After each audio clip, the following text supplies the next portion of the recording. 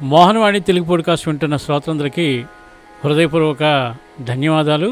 భక్తి, అసలు మనిషికి భక్తి ఎలా కలుగుతుంది, ఈ విషయం గురించి ఒకసారి అందరం తెలుసుకుందాం. భగవంతుని సృష్టి మనిషి రూపం, అంటే ఒక ప్రాణికి మనిషి రూపం ఇవ్వాలనే తలంపు భగవంతుని ద్వారా కలిగినప్పుడు ఆ జీవి మనిషిగా జన్మిస్తాడు. ప్రప్రథమంలోనే భక్తి అనే ఇంజెక్షను భగవంతుని ద్వారా ఇవ్వడం జరుగుతుంది. మనిషిలో భక్తి భావన పుట్టడానికి 3 కారణాలు ఉంటాయి. ఒకటి, వంశపారంపర్యంగా భక్తి సంక్రమించడం. రెండవది, ఇంట్లో పెద్దలు భక్తి భావంతో ఉండడం వల్ల దాన్ని చూసి పిల్లలు నేర్చుకోవడం. 3, ఒక మనిషి జీవితంలో ఏదైనా అపాయం జరిగినప్పుడు కానీ ఇక నాకు ఏ దిక్కు లేదు, దేవుడే దిక్కనే ఆలోచన మనసులో వచ్చినప్పుడు కానీ ఆ వ్యక్తికి భక్తిభావం కలుగుతుంది. వంశపారంపర్యంగా ఉన్న భక్తి యొక్క జీన్స్ తనలో ప్రవేశించినప్పుడు ఆ మనిషి మొదటి నుంచి భక్తిభావంలో ఉండడం, దాన్ని పెంపొందించుకోవడం జరుగుతుంది.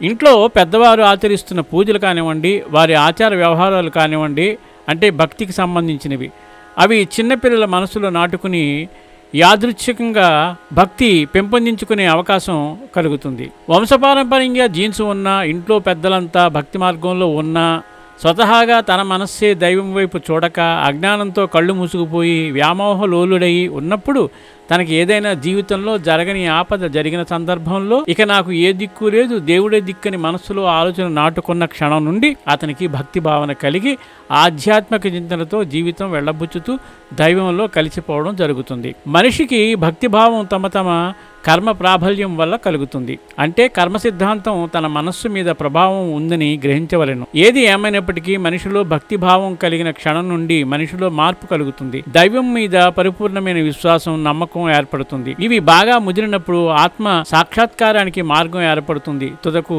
ఆత్మ పరమాత్మలో కలిసిపోతుంది. ప్రస్తుతం నడుస్తున్న యుగాల పరిమాణంలో, అంటే స్పీడ్ ప్రపంచంలో మనిషికి సరియైన సమయం లేక good morning boss, good afternoon boss మరియు గుడ్ నైట్ బాస్ అని తలుచుకునే భక్తులను సైతం భగవంతుడు సదా కాపాడుతాడు.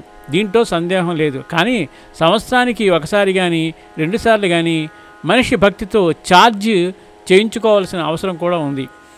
భగవంతునికి కావాల్సింది ప్రేమపూర్వకమైన భక్తి మాత్రమే అన్న సంగతి ప్రతి ఒక్కరూ గుర్తుంచుకోవాల్సిన అవసరం ఎంతైనా ఉంది. ఆ భక్తి మనిషిలో కలిగినప్పుడు భగవంతుడు భక్తుని ఆర్తి వింటాడు, ఆదుకుంటాడు అనడంలో సందేహం లేదు. అంటే భగవంతుడికి భక్తుడికి మధ్య అనుసంధానమైనది ప్రేమపూర్వకమైన భక్తి మాత్రమే.